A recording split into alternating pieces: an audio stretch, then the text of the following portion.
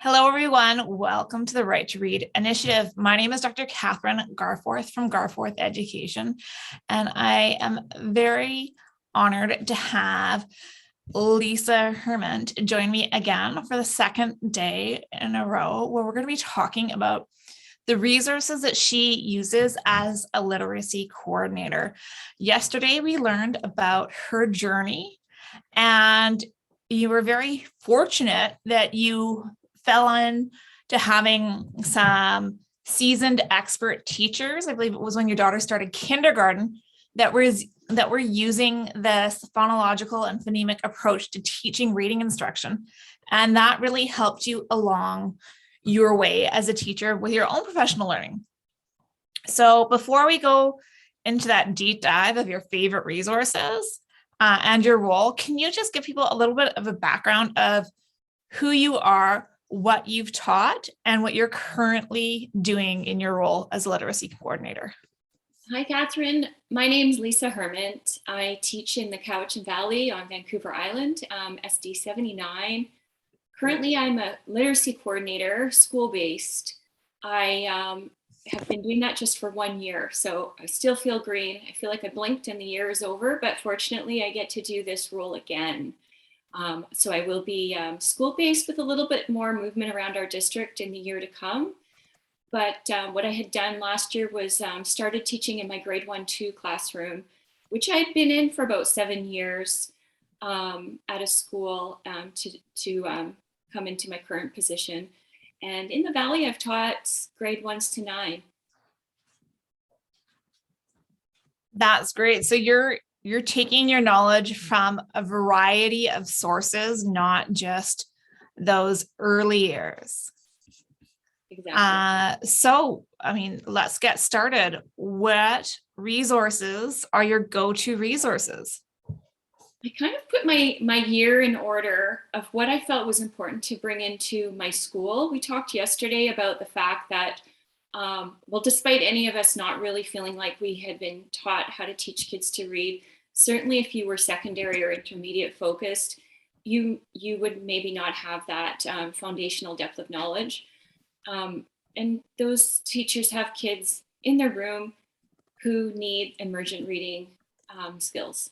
So what I did was, when I brought some things into the school and some knowledge, I started with the reading brain, and we looked at just webinars from Stanislaus Stahang. We looked at a current one now. It's called Cortex in the Classroom. Oh, what is her name? It's incredible. Carolyn Strom. And I had her on last week, I think it was, and she did an amazing conversation presentation at that accessible level. I love the book Reading and the Brain, but I find that it can be a bit dense and difficult to go through, especially if you don't have that neuroanatomy understanding. So it's not one of those books that you're just reading by the poolside. No. And while you're having a nice relaxing time, you're actually reading in it and really working on building that vocabulary and understanding. Exactly. So my access to that information is webinars. So I showed clips of him and him in giving talks and just showing that fMRI imaging. Mm-hmm. It's fascinating. A proficient reader versus a reader who struggles, and there it is. So we started with that. I brought our district head provided some sound walls. So we purchased them from Tools for Reading. There's some other sound walls out there. And again, if you do any training with Mary Dahlgren, Dr. Mary Dahlgren, you can find her on YouTube. I paid for the training from Tools for Reading. And that alone gives you a lot of information about the reading brain and how we learn to read and write, speech to print. And so we brought that in, and sound walls went up on the wall. And we were fortunate to have some training around that and connect that speech to print concept. With that training, I brought in some of those simple facts that I had really no awareness of before. How important articulation is. So one of the tools while we're doing lessons is showing video clips from a gal named the Peachy Speechy. Have you heard of the Peachy Speechy? I think so. She is an SLP and has a little YouTube video, and she has very short, really fun and engaging clips to talk about the place and manner of articulation in the mouth for the kiddos to follow along with. She's engaging and fun, and it's just quick clips just to supplement those sound well lessons. I also showed the staff the 44 phonemes. If you look that up in YouTube, it is, again, just so important that we don't add that schwa to our consonant sounds. Otherwise, our kiddos are going to be spelling them on their papers, and we'll be wondering why there's after every consonant. Mm-hmm. But maybe because when we speak loudly and we want them to really hear b, we add ba. So that concept alone was one of my starting points, mm-hmm. and I find those videos really important. Yeah. One thing that I want to just pause and draw the listeners and the viewers' attention back to is that when we're looking at reading in the brain, and I'm not sure if you've seen this clip that Dr. Dehane has, but it's of the process of the brain activation when reading one word as a fluent reader. And it's amazing seeing it light up from the back and going to the front. What this highlights is there's not that one area for learning how to read. And we need to make sure that we help facilitate the connections between these areas on the left-hand side of the brain so that our students can become proficient readers. And I think Dr. Carolyn Storm did an amazing job with that YouTube video, Cortex in the Classroom. Mm-hmm. It's something that I highly recommend because she's created, not cartoon, but really good graphics and analogies to help anyone understand what exactly is happening and connecting these places together when it comes to learning how to read and allowing the teacher to understand. Another thing I wanted to mention for those of you watching live, Lisa's going to be listing off some really amazing resources. And if you're not able to keep up scribbling them all down, if you go to the replay or the podcast episode, there will be a list of all these resources in the description. All right. So we've talked about reading in the brain and looking at the phonemes and their articulation. So not many people know that there are 20 consonant phonemes in the English language. That kind of makes sense. We have 26 letters in the alphabet, and 5 of those are vowels. So yeah, 20. Doesn't add up to 44 sounds, though, does it? It doesn't add up to 44 sounds, but it's that 24 vowel phonemes that gets tricky, and remembering what they all are and the shape of our mouth when we say them. And I like that you brought up the importance of the articulatory gestures, because when it comes to students who have English as an additional language, this is a key part in their education, because if English is not a language that is spoken at home or spoken at home with fluent speakers, they may not have an understanding of all the phonemes in the English language. And so they need to have this brought to their attention and understand the shape of the mouth. There's something called allophones or allophones. And that's when there are sounds that are interchangeable. And in some languages, like Mandarin, the ul and the phonemes are actually allophones.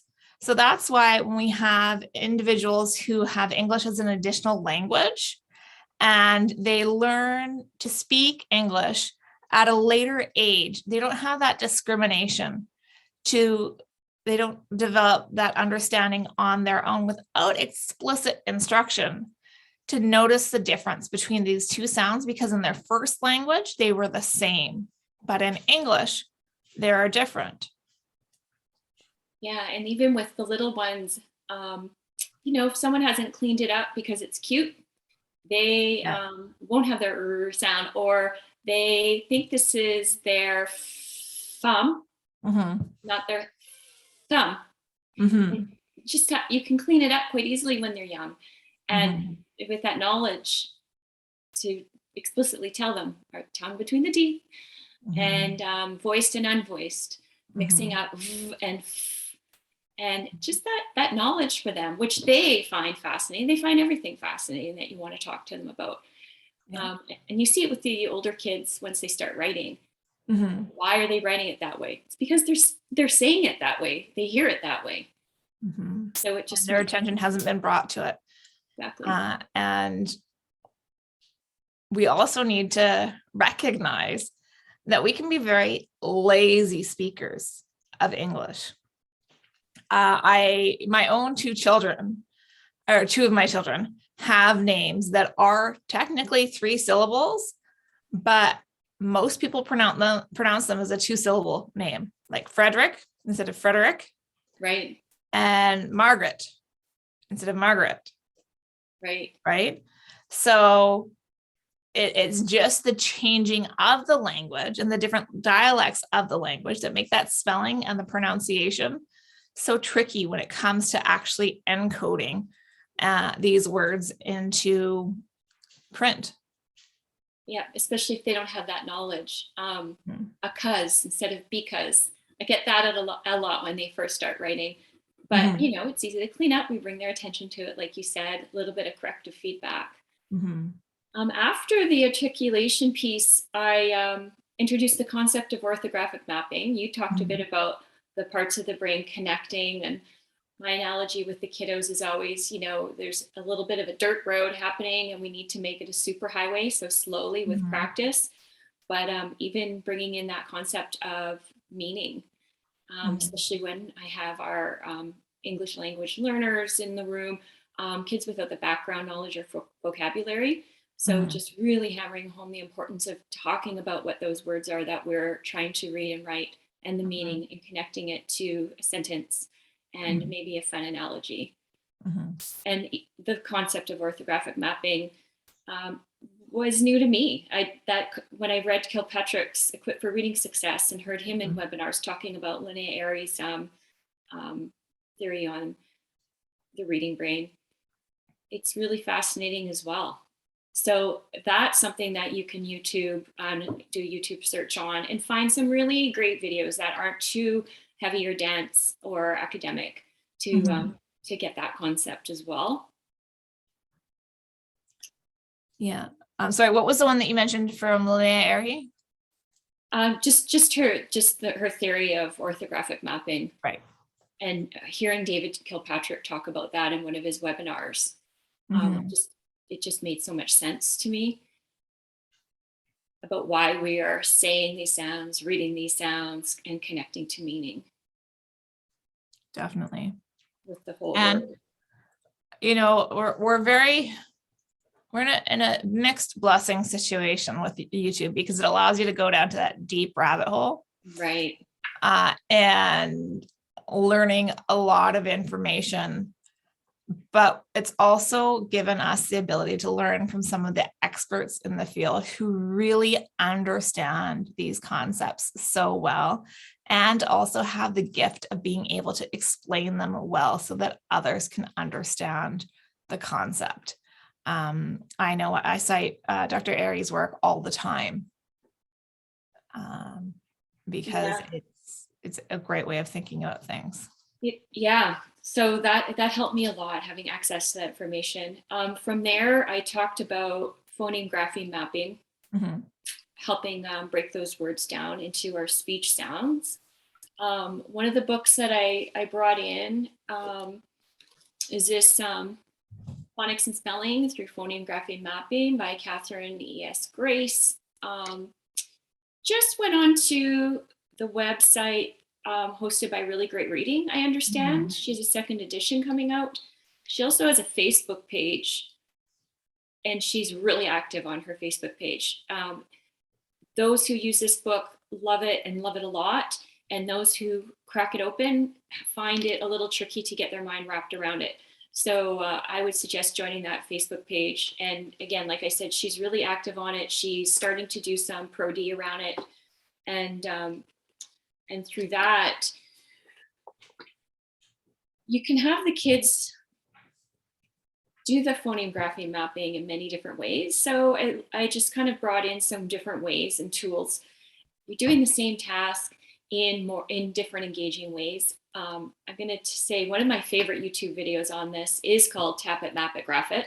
Mm-hmm. And it's a really quick explanation of that concept, orthographic mapping, tapping out the sounds, graphing the sounds, and then mapping the sounds, and then graphing it with the letters. Mm-hmm. So with that, I brought in a few tools. This one the kids find really exciting and engaging. When you open this mat up, it looks like Crazy Town. So mm-hmm. what you could do is leave things off that you haven't introduced yet. But this is for free from the University of Florida Learning Institute, UFly. Mm-hmm. And so you can just print it yourself, laminate it, and stick these on with Velcro. I started by making 6 so that I could run this small group, in my class a year ago went bananas for it. So I had to make a whole class set. And can we please do that during free choice center time? Yes, you can. With that, we would use Switch It from Reading Simplified or sound changing games. You can use Making Words, has some of that, and you can find that online. A more expensive version of a tile kit. I got 6 of these from Really Great Reading. Mm-hmm. They have magnetic tiles with the graphemes on them. They come with whiteboards, syllaboards once you get into learning about syllables. Mm-hmm. These are really exciting kits for the kids. I don't know if that I would run a whole class set if I could figure out how to manage that, but some people do. But that is a more expensive version of what I had just showed you. On Amazon for this Tap It, Map It, Graph It, found some 10 frames that were meant for math. And we are just connecting it to tapping it with I do arm tapping at mat. Mm-hmm. And then we map it and we graph it. And then there's a spot at the bottom so you can write it as a whole word. So are those with they came with the magnets. They're magnetic boards? They're magnetic boards. These can go, these are magnetic, so they can go on your own whiteboard. And then these are magnets that come. I can't remember how many sets of these are in the package, and there's about 66 of these magnets that come with it. And then it has a guide to use it with math. So this was kind of handy for both. Awesome. And again, it's just another way to do the same task so that we don't get bored. I also saw some teachers doing Zap It, Map It, or Tap It, Map It, Zap It. So here are magnetic bingo chips and wands, and you can put these at when did you go? Mat, and then you. Oh, that's cool. It's fun, and it's powerful when your brain is engaged and lit up with fun, right? And an easy cleanup. Easy cleanup. I showed you the book that I used, but Campbell Creates Readers has a nice pack of sheets with differentiation. So she has a variety of sound symbol mapping online. I also like to use these poppets, engaging and fun with a poppet mat. So we tap it with our arm, we pop it on the popper, and then we put our graphemes into the spots and then write it as a whole word. Kids really like that as well. And that is from Happy Little Hearts. She has this on Teachers Pay Teachers, print and laminate, and you're ready to go. So these come in smaller sizes. These just came from Amazon. Mm-hmm. And it's the same task, just in different and engaging ways. Well, and I think kids like it, even, it's more exciting if there's a new way of doing the same thing and it's not as repetitive. So that I think that's important. If you're able to do that, but also recognizing the expense that goes into it and the time commitment, creating all these resources and the laminating and the cutting. But if it's just something that you need to print off at school, laminate at school, doing the cutting at home, yes, it's your own personal time, but these resources are ones that you can use time after time. Exactly. They're reusable and not consumable. So that bit of time is worth it. And again, is this going to happen instantly? You build it over time. But it gives you variety. It gives the kiddos variety. I then brought in Decodable Readers. Our school is jam-packed with leveled readers. So that was a conversation during some learning time about the difference between decodable and leveled readers. Once the kids get going, it's fantastic to have that variety. While they're learning, we need connected text to your lessons. So for free, I just have a couple options here, but Spelled Australia has these little free books. Again, you're printing and you're folding and you're stapling. You do that over time, and before you know it, you have something that you can reuse over and over. But what I really love about this is a lot of people in our district use Jolly Phonics. And so set 1 only has connected text with SAT-PIN, SAT-PIN words. Set 2 weaves in CK, EHRMD, and so on. So you're slowly weaving in more letters, more sounds, and for every set, there's about 12 readers. So there's a lot of books to practice with. And they are available as ebooks, so you can use them on an iPad or on a smartboard. That's right, and free. Yes, and free. Wonderful. Our school had some binders of Reading A to Z decodable readers. So this is what I would just switch out those early leveled readers and bring in these decodables, and they're cute and there's not too much text. It's not too overwhelming for our kiddos that are just getting going. I bought personally with some Revy money a year ago, Flyleaf. Flyleaf is also free online to use, not to download, but to use with a iPad or on your computer screen. These are really beautiful. It's really nice to have like a shiny glossy book. They're a little bit, some of them can be a little more text heavy. I found that when my kids use these, it was nicer to be with them. Even if some of the words are decodable, but maybe are more higher level thinking, which really brings in rich vocabulary that wouldn't be part of their everyday language. So having those in the moment talks about meaning of words and connecting it to the stories. But Flyleaf books are really, really pretty.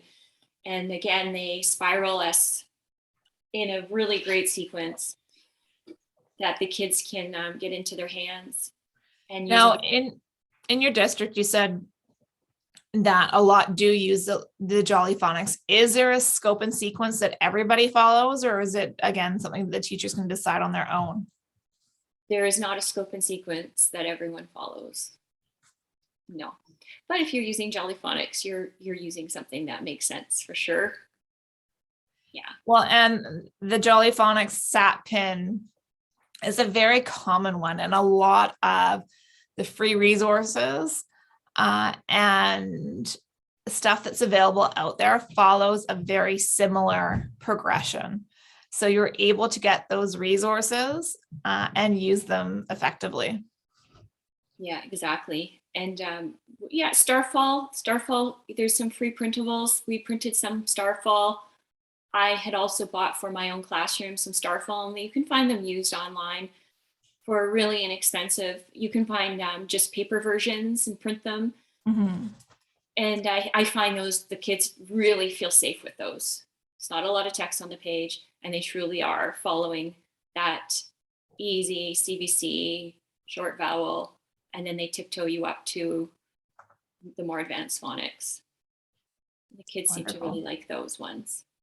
Well, the Right to Read Initiative website, readinitiative.com, does have a tab that has a list of free decodable resources for listeners that are wanting to know some other options that are available. Yeah, so important. I was going to name a third, which I don't have a sample to show you, but Phonic Books I find are wonderful. And so we did bring some of those. Some teachers bought them for their own classrooms. They are now available from West Coast Literacy in Vancouver. So there's not shipping from the US. Actually, I think they're available from Foothills Publishing in Alberta as well. Kids really love them. And they start with emergent reading all the way up to more advanced phonemes, but still decodable in fantasy series, chapter books looking series. So if you're an older kiddo with one of those in your hand, you're reading something that you can access, but does not look young. Yeah. And High Noon Books also has some great ones for those older readers. Yeah, and I think you can get those from West Coast Literacy as well, if I'm not mistaken. So that would be one that I would really highly recommend, starting to build a library in a school to run your reading groups with. Well, and if you're fortunate enough to have a pack that has funds at your school, that is definitely one way that as a teacher you can approach the pack and ask for them to give you funds to purchase these materials, because it's not like you're purchasing them for just one student in 1 year. These are going to be read over and over again. Most books, if they're not lost, will be read hundreds of times. Exactly. Yesterday I meant to mention one of the resources that I find with that, when we're reading and when we're writing, we want that automaticity and fluency. Once they get going with writing, sometimes they're really stuck on formation and takes a lot of their cognitive load. So I always use Printing Like a Pro. It's OT developed. It's free. It's out of Alberta, I believe. It's out of Sunny Hill Health Center. And it Sunny Hill's in British Columbia. Oh, is it in British Columbia? BC resource. So it tiptoes them from like a progression that makes sense. You start with downers. The pages constrain the child's printing, and then it slowly, gradually releases them at the bottom of the page. So this is a really big part of my program, saying the sound as we print it and the proper formation with care really makes a difference with kiddos. And anything that we can do to build that automaticity is key. Right, and proper formation, exactly. The next thing that I brought in was, these things all happened simultaneously as well. It was hit the ground running and decide what to do first, but we looked at maybe some new assessments. When I came in, it was a few weeks into the school year. So teachers had started doing assessment with PM benchmark kits and San Diego Quick Scale. So what we decided on was with the LA resource team, to do an assessment blitz and really see where those kiddos' lowest deficits were in skills. So we decided that we would use the PAST, David Patrick's PAST from Equipped for Reading Success, which you can download free online. Yeah. If we thought a kiddo really had a low deficit at that level. We did decoding inventory. I didn't know I would be back this coming year. So it really needed to be something that the teachers would want to be using forevermore, not just what I had decided I liked. So I brought in the decoding inventory from How to Plan Differentiated Reading Instruction. This book is pretty great for intervention in class.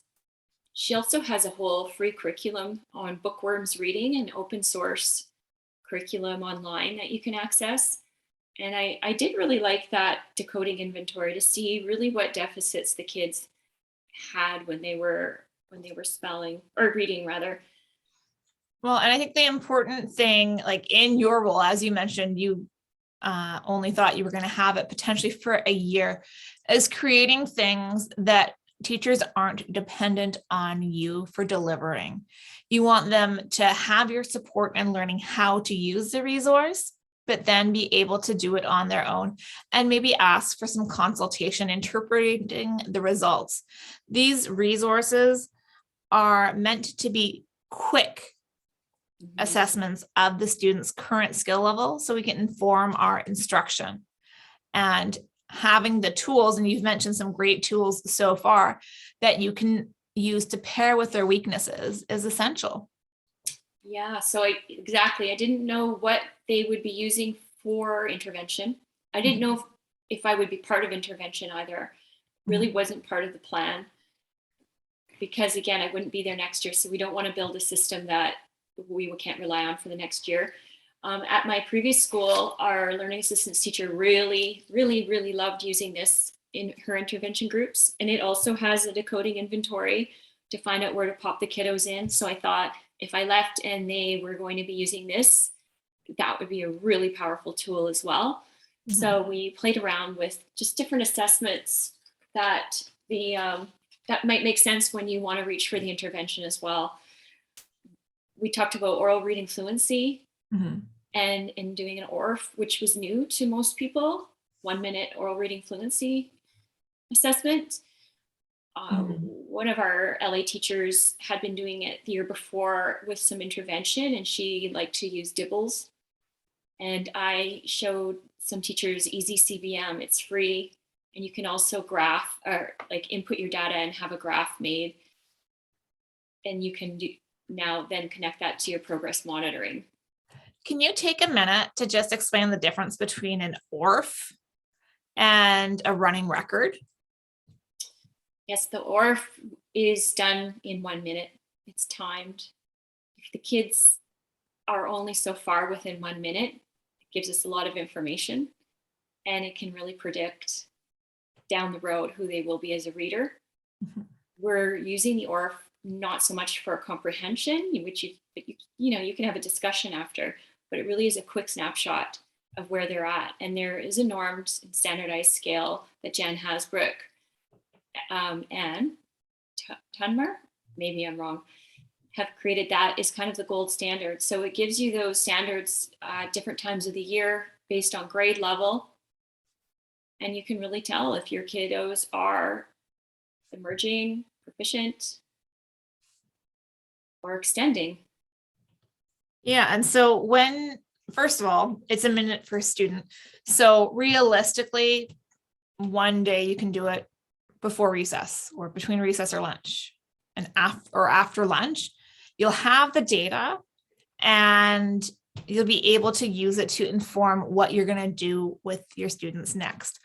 While they are reading for this 1 minute segment, you are able to write down comments based on their errors and do some error analysis there to inform your instruction, but you're not doing that MSV rating of the errors that you would find in a running record. No, you are not. You're marking words that they've missed, that they omitted, that they inserted, and that is enough information to see who they are as a reader. And self-correct as well. Right. Yeah, sorry. That's okay. And then if they do have a deficit, if we are seeing they're at risk, then you would do one of those decoding inventories. So you really drill down and see where those deficits are and then meet them where they're at with that intervention piece. So it's quick. You can do it off the side of your desk while the kids are, like you said, the kids are busy with an activity. It doesn't have to be an event. Like with everybody quiet in the room, it's just quick. It's 1 minute. And here I was going in with our team to rooms that I hadn't been in yet, to kids who didn't know me. And there was one child reluctant to work with us out of our whole entire group of kids that we did oral reading fluency with. A lot of people worry about the timing piece, that might be feeling a little bit scary or intense for them, but it is all the way that you present it. Hey kiddo, I'm gonna listen to you read for about 60 seconds and then you're done. And from Well, and that, then I'm understanding that it's only 60 seconds. Now, I would recommend actually purchasing an old school timer to use during that oral reading fluency, because yes, a lot of us have smartphones or iPhones that have a timing feature on it. But in my experience, this is more of a distraction and it can affect their results because they're also focusing on the phone, whereas a timer is not that interesting. right.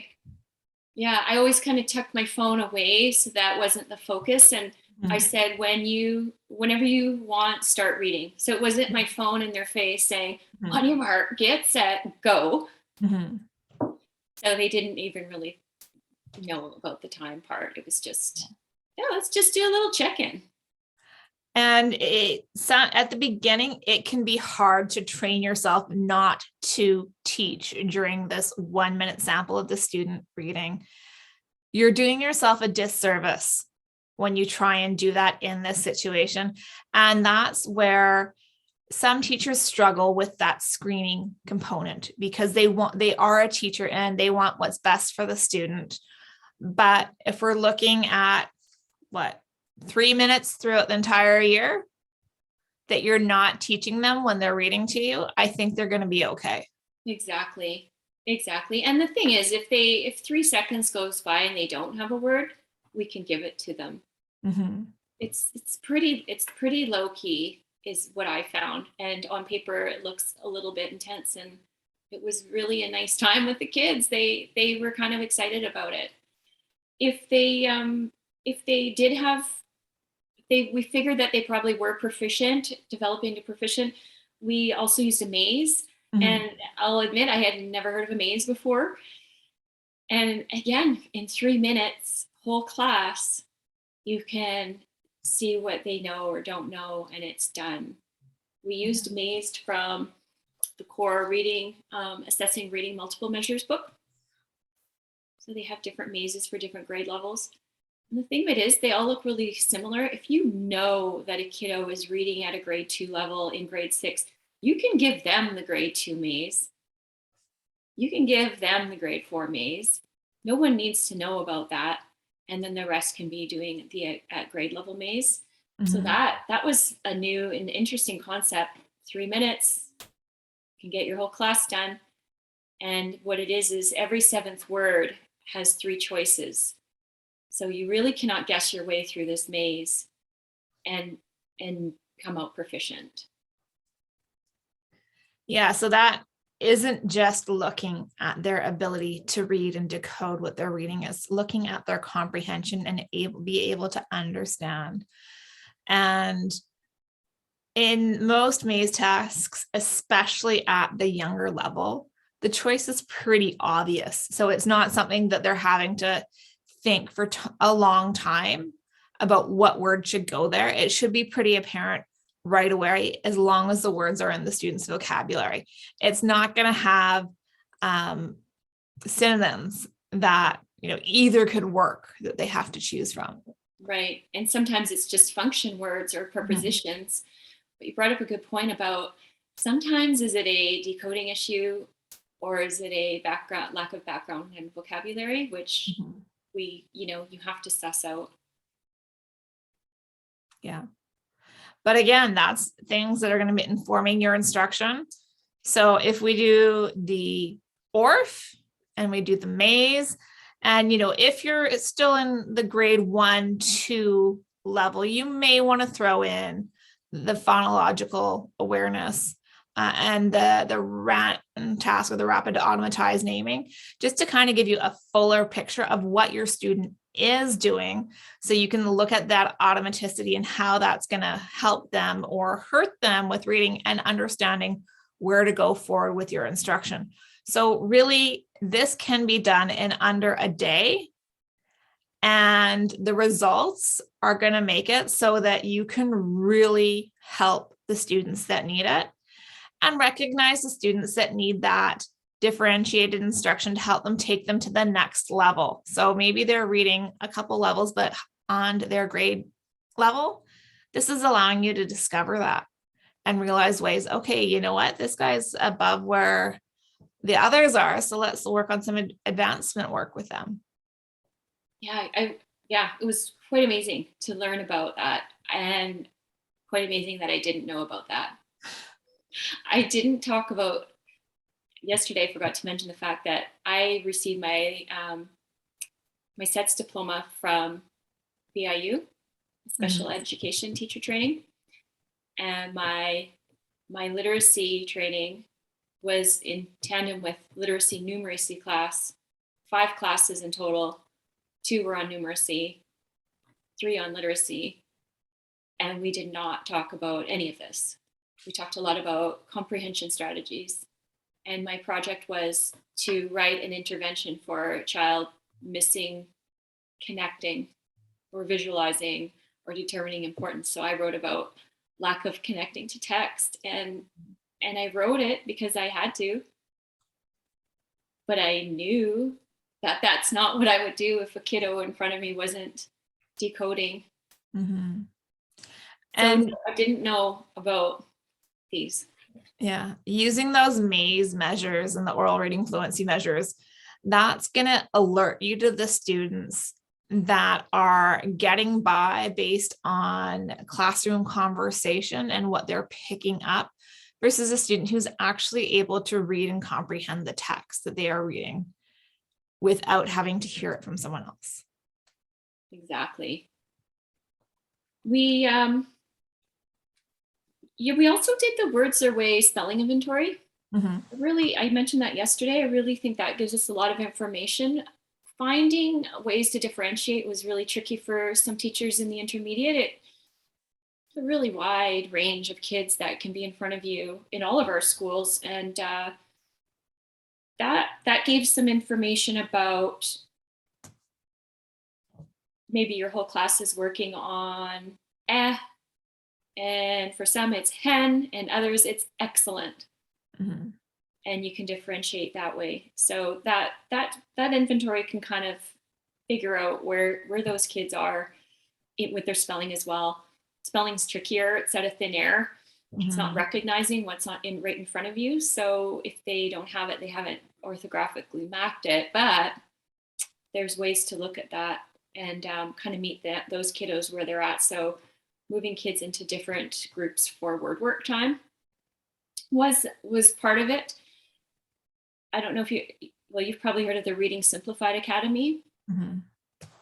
10 teachers had started just at the end of last year training in Reading Simplified, which is, I did it as well. I found it great for some learning, and you get your hands on resources. I find it's made for maybe a teacher working one-on-one, so the resources aren't organized in a way that I found is super accessible, but maybe it's been a bit since I've had a peek. So Reading Simplified was another one that was a great tool for those teachers to kind of get their hands on some resources that could meet exactly where those kids are at. If they need work with blends and digraphs, you could reach for blends and digraphs resources. So that was one of the things that I did last year as well, was build a bank of resources that they could turn to based on the phonemes.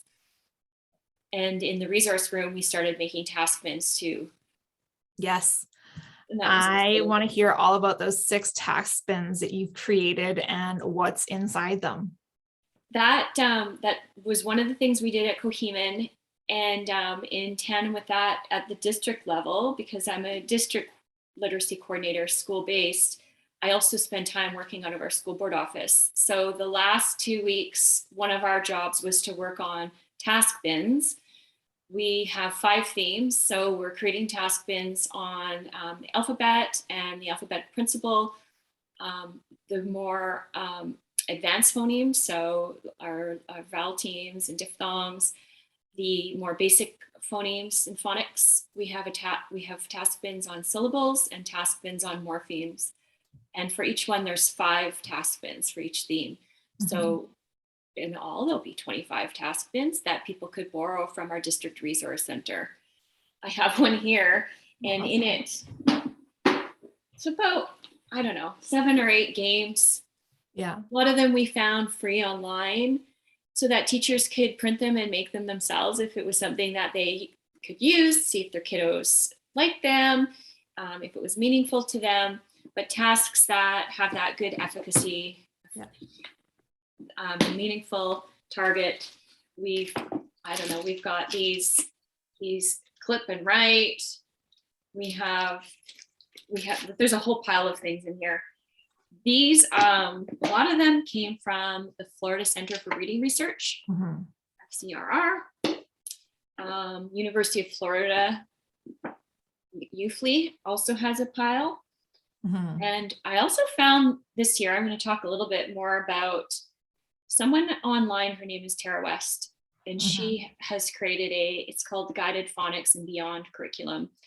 She has over 100 freebies aligned to the phonemes on her website, Little Minds at Work. So a lot of what I just showed you are from her freebies on Little Minds at Work. If you click on the Science of Reading tab, you can access those. About a year ago, she started asking about, does anyone know what decodable texts are? She had a lot of products. She's a Teachers Pay Teacher store, Balanced Literacy Foundation. And people started asking about the science of reading. People started asking about wanting a decodable text. So she set out on a mission to write some decodable text that followed scope and sequence suggested by UFLE and the Reading League. And she actually asked a think tank of about 25 teachers that helped her with this. Some were Gillingham trained, some were letters trained, some were speech paths, some school psychs. And in writing those decodable texts, she ended up writing an entire curriculum. So now I feel like a sales pitch for Tara West. But that is this spring something that I started to use with my intervention groups, and I brought it into Kindy because it's completely comprehensive. If you go on the Reading League, they have a curriculum evaluation tool. It's a really good tool to see if something is aligned. We can't all possibly figure out what is aligned and what isn't. So that is a great way to go and figure out. And this Tara West Guided Phonics and Beyond curriculum is completely aligned. So here's unit 2. She has 6 units, and they go from the alphabet all to CBC, to Blunt's digraphs, to vowel consonant E, and our diphthongs and vowel teams. And she has 25 lessons per unit, and she has a decodable text for every lesson. Amazing. So it is amazing. It's there. Everything you need is there. She has all the tools for the phoneme grapheme mapping. She weaves high frequency words in through her lessons. Nothing is there that you don't explicitly teach. And then she has all the extra tools that you can use to support that would have the kids, like even these like blending strips before you're talking about letters and you're just doing that phonemic awareness. It's all there. Those decodable readers, you can print them as little books, you can print them in color, you can print them as a whole sheet, which is how I used it. It's the easiest for me because I didn't have cut, fold, and staple time. And the kids loved it. Yeah. And they got reading. We had our kindies reading. So that was another powerful tool that I highly recommend. So much so that in August, we're doing a district workshop, and we have 37 teachers signed up. That happened in about 48 hours. 37 teachers signed up, and they're going to get a license. So Tara West sold our district 75 licenses and gave us a really good deal. It's $60 full price. And we got a really wonderful deal for buying that many licenses. So I'm excited for that next year as well. That's amazing. Yeah, it's really, really hard to suggest things from Teachers Pay Teachers. Yes. And I understand that. And this is an anomaly, I feel, but having that think tank and that work that she did, if there's anything that you ever see is not aligned, you shoot her an email and she corrects it immediately. And I've seen corrections happen, and she's constantly adding to the curriculum as well. That's wonderful. Yeah. Well, you've got some really great resources, and I love hearing that you have kindergarteners, coming out of kindergarten reading, because currently that's not what we're expecting in the kindergarten curriculum in British Columbia. I also want to take a moment to highlight the fact that you are going to be part of the Effective Literacy Practices for BC Educators Symposium that is occurring on July 20th and 21st of 2022. And you are speaking at 12 o'clock Pacific time on the 20th. And we're going to just learn more from you and what you are doing to help your district align their practices with the science of reading and moving forward. So I'm really excited for that conversation. And then on the 21st, we're actually going to have a question and answer session. So individuals can join in the conversation, asking the panel of the educators that are presenting at this symposium questions about implementation in their classrooms, in their districts, and beyond. Yeah, I'm really excited about that. And I thank you for that opportunity, Kathryn. Oh, my pleasure. Thank you so much for joining me this evening. I've really enjoyed our conversation, and we will get these resources available on the replays and the podcast episodes. So if you didn't jot them all down as we were going, we definitely have a place for you to reference them in the future. Thank you.